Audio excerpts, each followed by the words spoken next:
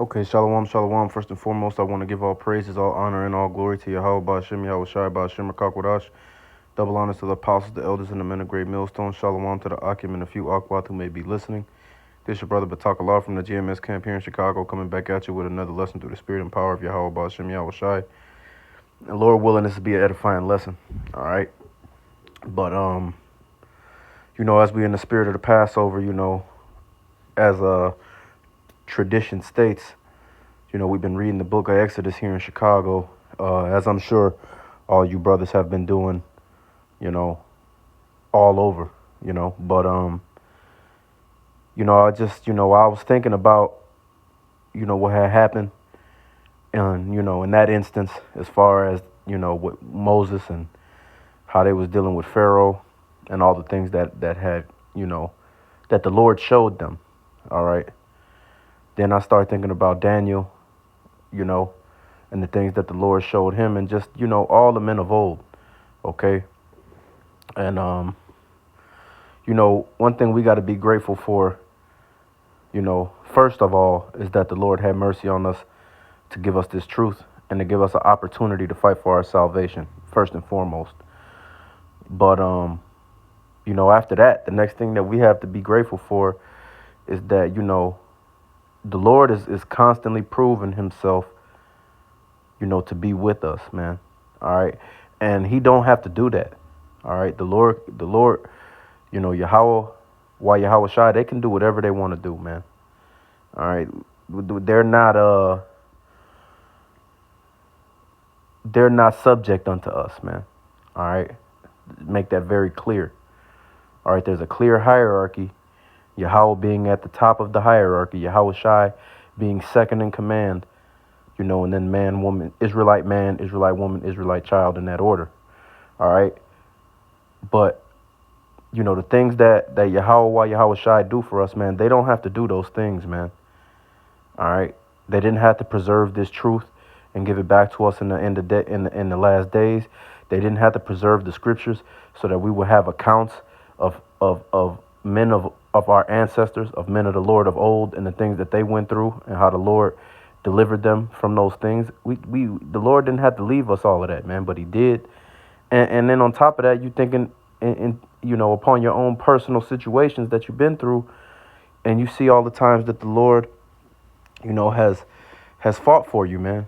All right, and he don't have to do that. All right, but Salakia, we're gonna get these precepts, and Lord willing, it'll be edifying. This is the book of Sirach, chapter 6 and verse 7. If thou wouldest get a friend, prove him first, and be not hasty to credit him. For some man is a friend for his own occasion, and will not abide in the day of trouble.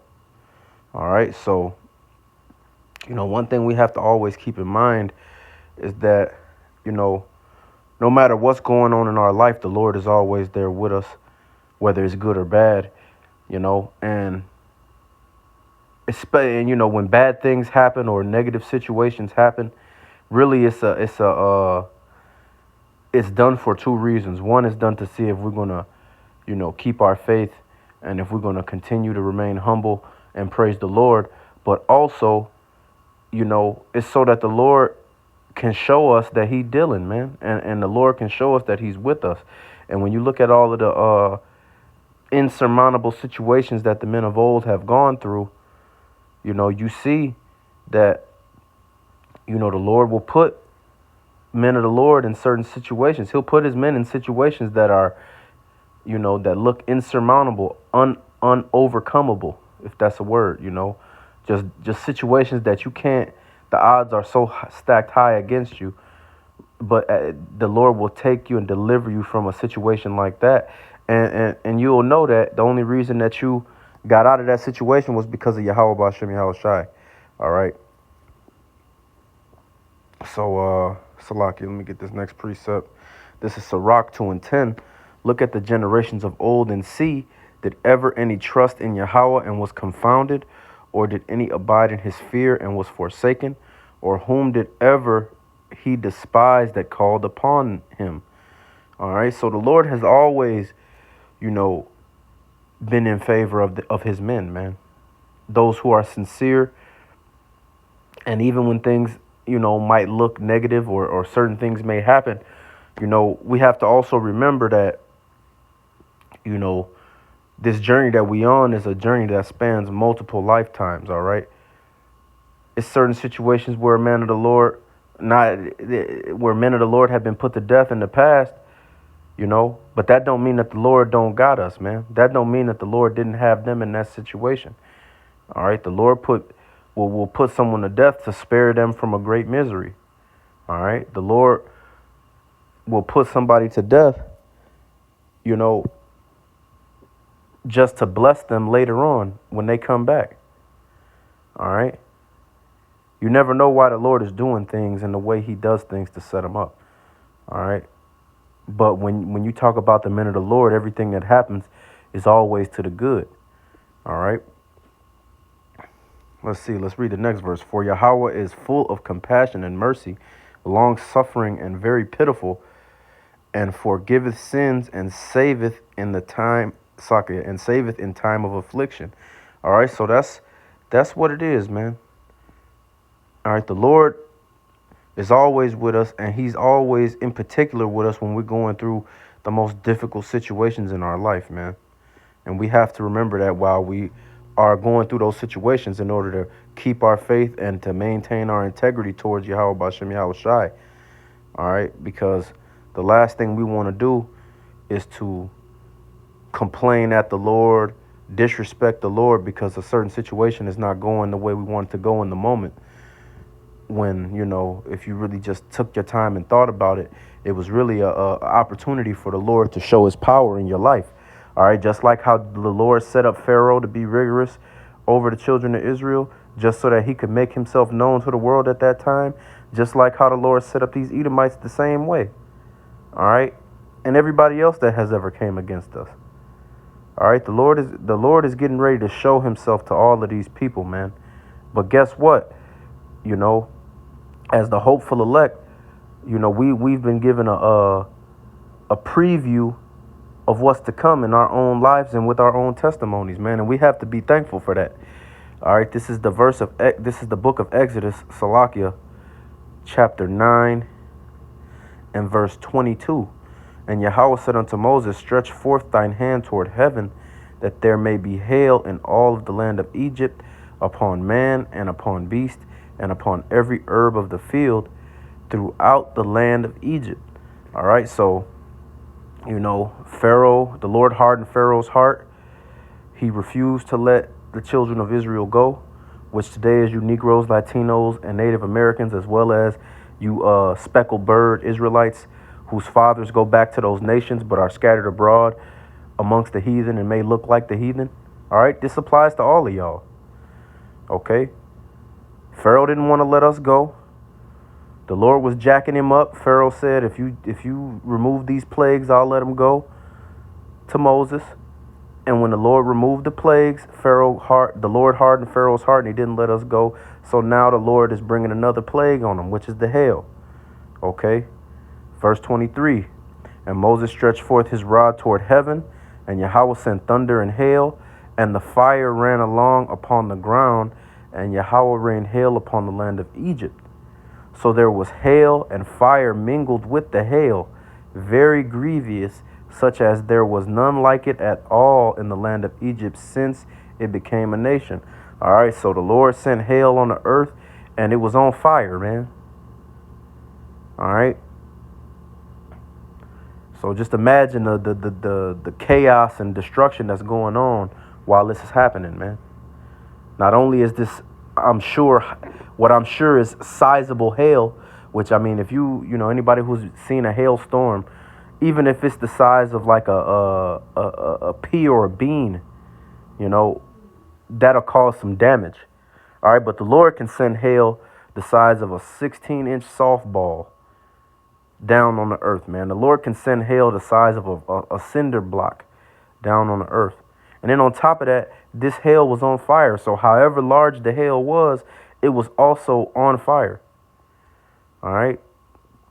This is verse 25. And the hail smote throughout the land of Egypt all that was in the field, both man and beast. And the hail smote every herb of the field and brake every tree of the field. Only in the land of Goshen, where the children of Israel were, was there no hail. All right, so we can be in the midst of horrible things happening, and the Lord will protect us and deliver us from those things. And we coming into a time, you know, because we already in Jacob's trouble of the beginning. We already in the beginning stages of that. All right, it's already rough out here for you Jakes, but it's really going to get really real, you know, once it really takes over, man. Once Jacob's trouble really takes over, it's going to be death and destruction everywhere, man. People are going to be running into people's houses, doing whatever, man. All right. And guess what? Just like how all these plagues was taking place in Egypt, and like it says here, the hail was going down, but the Lord didn't have the hail touch the children of Israel. The same thing is going to happen to the men of the Lord this time. Now, you 2/3 are not going to be included in that covering on this go around. Okay, at that particular time, all Jakes was covered. All the Jakes that was in Egypt was covered at that particular time. All right, the Lord delivered all of them out of there, and then they spent their time in the wilderness for those older Jakes to die off. After 40 years, they all died off. And then, the Lord gave Jake their land after that. Okay. But Jake delivered, or the Lord delivered all them Jakes from Egypt, man. And preserved them from the plagues if they followed the instructions that Moses gave them. All right. And the same thing is going to happen in Jacob's trouble, man. The Lord is going to protect his men as long as we follow the spirit and follow the instructions that we given, whether we be with, Lord willing in that day, brothers can be in unison together and have a brother, at least one other brother with them, and then you follow order, you follow the spirit. But as long as we're doing that, the Lord is going to protect us from these things that are out here, Lord willing, man. All right. And we got to remember that. Okay. We're going to get the next one because it's going to get rough out here, man. And we're going to be put in situations where it don't look like we can get out, where it don't look like the ending of the situation is going to be profitable for us. But we have to maintain our faith. That's really the only time you can show that you have faith. That's really the only time you can prove that you're a friend of the Lord is when calamity has come. All right. This is Daniel 6:16. It says, Salakia.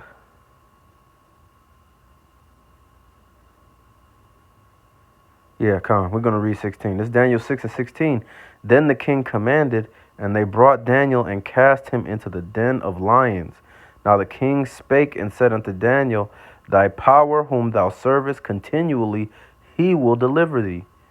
All right, so Daniel gets thrown into the lion's den, and this king is scoffing him because he don't want to do what he was told. Daniel decided that he was gonna stand for the Lord, and so they threw him in the lion's den for that, and now they scoffing. All right. And the stone was brought and laid upon the mouth of the den, and the king sealed it with his own signet and with the signet of his lords, that the purpose might not be changed concerning Daniel. Then the king went to his palace and passed the night fasting. Neither were instruments of music brought before him, and his sleep went from him. Then the king arose very early in the morning and went in haste unto the den of lions. All right, so he sealed him in the den. The king sealed Daniel in the den, put the royal signet on the rock with all of the signet of the other lords to let motherfuckers know that he's staying in there. We not open, as a don't leave this alone. Don't open.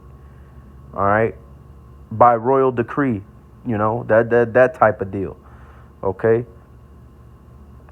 Then when he went back, the Lord started messing with his mind. He couldn't sleep. He wasn't enjoying himself. He fasted. He didn't listen to music. He couldn't sleep. Then when he woke up early in the morning, he went to go see what happened. Let's see what happened. And when he came to the den, he cried with a lamentable voice unto Daniel.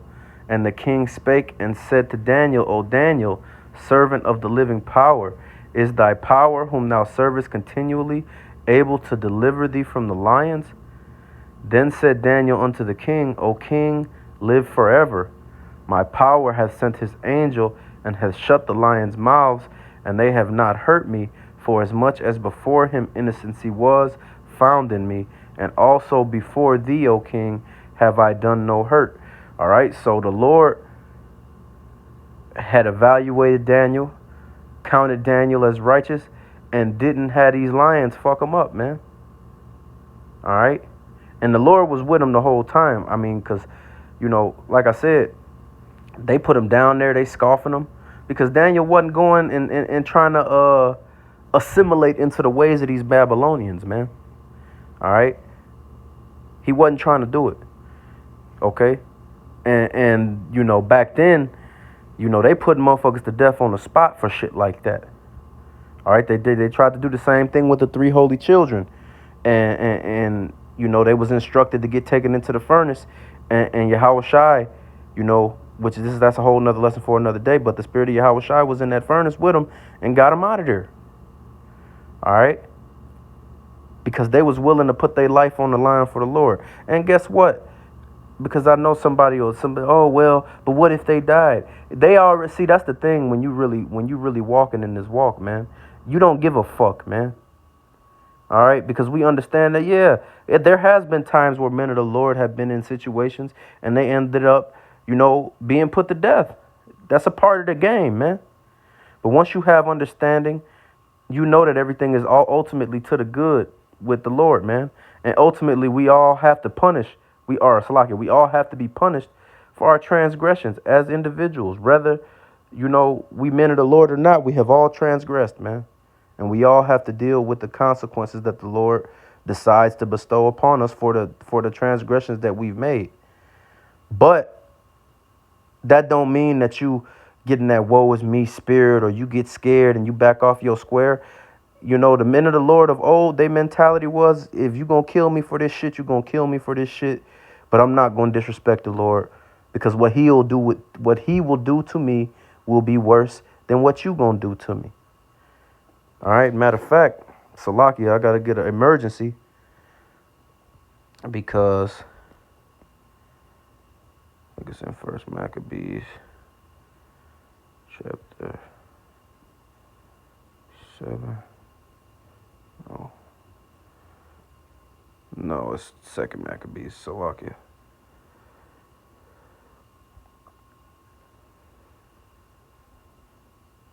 It's at the end of chapter 6.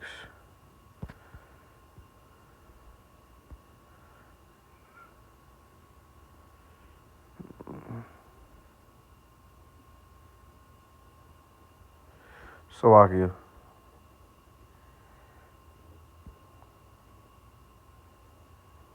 All right, here we go. So, you go back to the time of the Maccabees, there was a elder named Eleazar, and, I believe it was Antiochus, but I'm not sure if it was him personally or just some officers of his. But nonetheless, these Edomites tried to make him eat swine's flesh in front of these jakes to convince them to do it, and the elder Eleazar, he said no. And let me see. All right, so here we go. He decided that he wasn't going to do it. So they beat him. Then they stopped beating him, and they said, if you just pretend to eat it, you don't have to eat the swine. You can eat some chicken or some lamb or whatever. You can eat something lawful, but pretend that it's swine in front of all these people. And he still said no, he wouldn't do it. All right, so we're going to pick up there. Let's see. All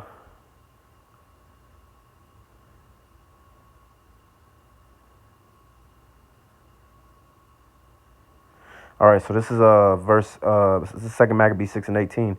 Eleazar, one of the principal scribes, an aged man and of a well-favored countenance, was constrained to open his mouth and to eat swine's flesh, but he, choosing rather to die gloriously than to live stained with such an abomination, spit it forth, and came of his own accord to the torment. As it behooved them to come that are resolute to stand out against such things, as are not lawful for the love of life to be tasted. But they that had the charge of that wicked feast, for the old acquaintance they had with the man, taking him aside, besought him to bring the flesh of his own provision, such as was lawful for him to use, and make as if he did eat of the flesh taken from the sacrifice commanded by the king. All right, so like I said, they gave him an opportunity to eat something lawful, but pretend like it was pork. All right, to get all these other jakes to go off, because he's somebody who's a higher up in the community.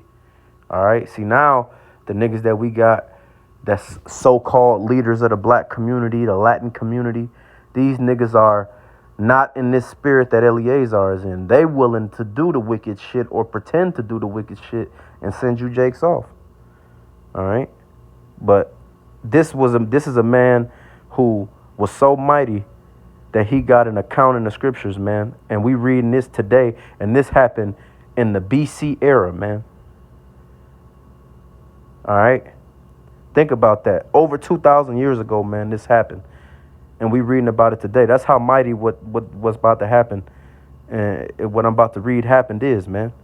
All right, this verse 22, that in so doing he might be delivered from death, and for the old friendship with them find favor. All right, so we won't kill you if you don't even got to eat the pork. We won't kill you if you eat something lawful, but pretend. And on top of not killing you, we'll show favor unto you. We'll give you money. We'll set you up. All right, same shit that they doing with these niggas today. All right, this verse 23.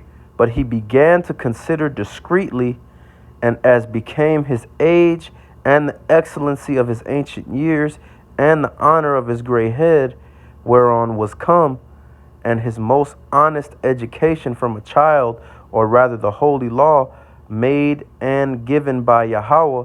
Therefore he answered accordingly, and willed them straightways to send him to the grave. For it becometh not our age, said he, in any wise to dissemble, whereby many young persons that might think that Eleazar, being 80 years old and 10, were now gone to a strange religion. So he was 90 years old. He's an elder. These people look up to him. You know, how would it look if after he earned his reputation by being an upright man, being righteous to the best of his ability, he's been recognized as a leader and somebody that's important? How would it look for him to be that and turn his back on the Lord in front of all of these people that look up to him, man? This is verse 25. And so they through mine hypocrisy and desire to live a little time and a moment longer should be deceived by me, and I get a stain in mine old age and make it abominable. All right, like I said, these people look up to him. If he do it, they gonna do it. He understands that. These devils understand that when they set these jakes up, that's doing wickedly.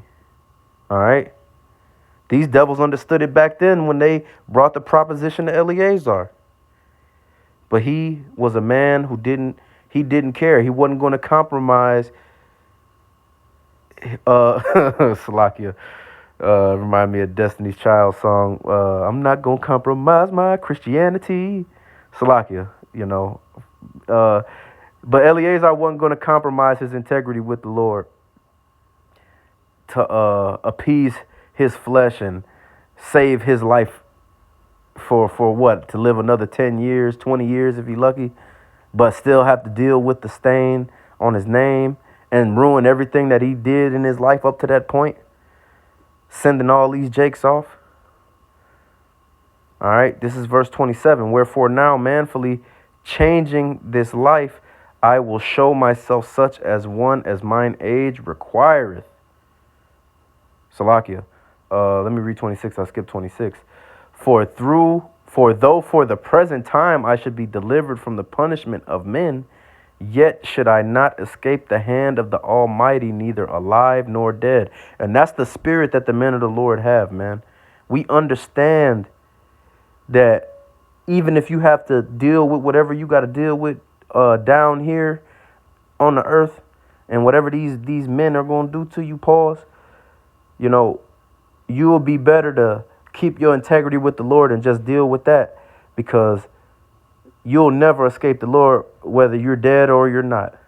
See, once these devils, if you get these devils get a hold of you, the most they can do is just put you to death, bro. That's it.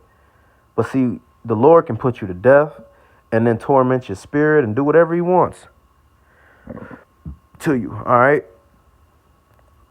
And that's and see, that's something that these Jakes, these Edomites in particular have tortured that understanding out of our mind, man. We had to, and that's a big thing that a lot of Jakes suffer from, is that they think Esau putting them to death is the end all be all. And a lot of Jakes are going to, take the MOTB because they mentally can't grasp this concept right here of, understanding that Esau might be able to do something to you in the moment, but the Lord has complete control over your soul and your spirit, man, as well as your body, and will destroy you in an infinitely worse many ways than Esau can in that one moment, man. So keep that in your mind. All right. But Salakia, now this is verse 27. Wherefore now manfully changing this life, I will show myself as one as mine age requireth, and leave a notable example to such as be young to die willingly and courageously for the honorable and holy laws. And when he had said these words, immediately he went to the torment. All right. So that's the spirit. That's the spirit you're going to have. And then, I brought that out because, just to show you that, a man of the Lord, yes, the Lord will deliver the men of the Lord as he sees fit. But sometimes, men of the Lord do end up getting put to death. But it's still a right and a wrong way to do everything. It's still a mentality that you're supposed to have. And you got to be willing to die for this shit, man. Just like the elder Eleazar was willing to die for this, man. All right. That's how serious it is, man. All right, let me get back in this Daniel. This Daniel 6:22. My power has sent his angel and has shut the lion's mouth, that they have not hurt me, for as much as before him innocency was found in me, and also before thee, O king, have I done no hurt. Then was the king exceeding glad for him, and commanded that they should take Daniel up out of the den. So was Daniel taken up out of the den, and no manner of hurt was found upon him, because he believed in his power. All right, so the Lord put the spirit on this king to go and get Daniel up out of there, man. And when he seen that Daniel was still alive, he was very happy, man. All right, because the Lord can put the spirit, if a man, roughly paraphrasing, if a man pleaseth the Lord will make his enemies be at peace with him, man. All right, so that's what happened right here. Okay, and it's going to get better. It says, and the king commanded, and they brought those men which had accused Daniel, and they cast them into the den of lions, them, their children, and their wives, and the lions had the mastery of them, and brake all their bones in pieces, or ever they came at the bottom of the den. All right, so that shows you that the Lord was holding these lions back, because as soon as the people that tried to snitch and hate on Daniel got grabbed up and got threw into there as a punishment for lying on them and coming against them, them fucking lions had their way with them people, man. All of them. And you see this back in the day, they put the whole family down there, kids and all.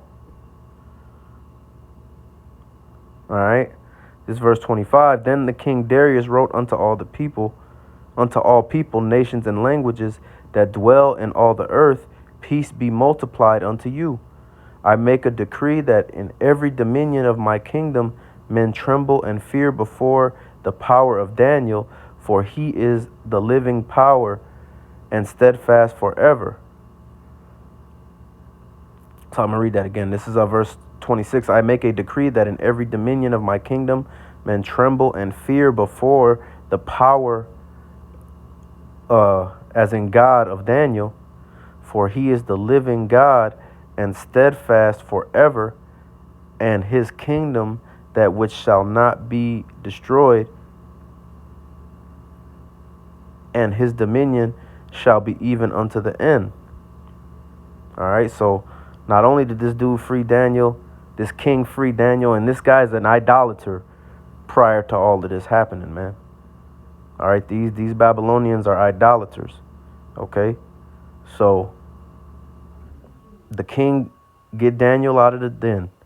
Then the king put the people that tried to get Daniel in trouble into the den. The lions killed them instantly. Then this king made a decree throughout all of his land, which is full of idolaters, that Yahweh Bashem Yahweh Shai is the living power and that the people had to reverence him, man. All right? And had to have fear for him, man. And, you know, this is back in them Conan times, you know what I'm saying? Where these people take their God seriously, man. These idolaters especially, doing all type of crazy shit. All right, now, you know, people are idolaters, but it ain't like these people are worshiping shit and they don't even know they worshiping it. Because they think they Christians and they think they whatever, Muslim or whatever. But really, they worshiping these wicked-ass gods that these Babylonians and all these other heathens was worshiping back then, man. You know, all these false idols. You know, they think they JCs and all that. All this, these are all demons and false idols that these people are worshiping. But see, back then, those motherfuckers wore it proudly. You know, like in Conan. You know, he was with the little gook nigga, and they was talking about how my God is stronger than your God and to kill your God. These motherfuckers was serious about that shit back then, man. And this king still put a proclamation out in the land that Yahweh Bashem Yahweh Shai was the real living power. And that's what the Lord will do for us, man. From him wanting to kill Daniel, putting him in the den, to that. All right? I'm going to get this last one and close out. Salakia.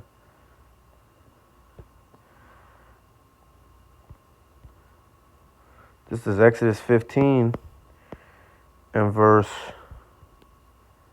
25. It says, and he cried unto Yahweh, and Yahweh showed him a tree, which when he had cast into the waters were made sweet. There he made for them a statute and an ordinance, and there he proved them, and said, if thou wilt diligently hearken to the voice of Yahweh thy power, and wilt do that which is right in his sight, and wilt give ear to his commandments, and to keep all his statutes, I will put none of these diseases on thee, which I have brought upon the Egyptians, for I am Yahweh that healeth thee. All right, so, you know, in this particular instance, you know, the children of Israel was in the wilderness with Moses. They hadn't had water for about, like, I think it said 3 days. They end up finding water, but it's like tainted, dirty. And so you know how Jake is. They start talking shit and complaining because they ain't had water in like 3 days, and how they should have stayed in Egypt. You know, Jake get that doubt demon on him. All right, but Moses prayed to the Lord. The Lord showed him a tree to put in the water to clean it. And so Moses did that. They had water, and, you know, this is the proclamation that he made when he did it, you know. And, you know, it's the same thing today. If we do what the Lord requires of us and are sincere and diligently to the best of our abilities, do things the way he say that they supposed to be done, man, you know, Lord willing, he'll have mercy on us and he gonna fight for us. But, you know, like it says here, if you do it, the Lord is going to heal you. All this shit that's about to happen, man, is for these 2/3 and for these heathens. All right? Keep that in your mind. Are we going to go through certain things? Yes. All right, but those things are to make us better, and those things are just more opportunities for our faith in the Lord to grow. All right? And we got to think about that. It's easier said than done, of course, but we got to keep that in our mind. All right, but at the end of the day, you know, this stuff that's about to start popping off is for these heathens and these 2/3, man. And as long as we doing what we supposed to do in order to not be in the 2/3 category, you know, Lord willing, the Lord is going to have mercy on us and is not going to deliver us over into this death and destruction that's coming, man. All right. So, with that being said, we're going to give all praise, honor, and glory to Yahweh, Bashem, Yahushai, Bashem, Kakwadash, double honors to the apostles, the elders, and the men of great millstone. Shalom to the Akim and a few Akwat who may be listening. Lord willing, this was an edifying lesson. Until next time, Kwam Yasharala, Wa Baba Bo.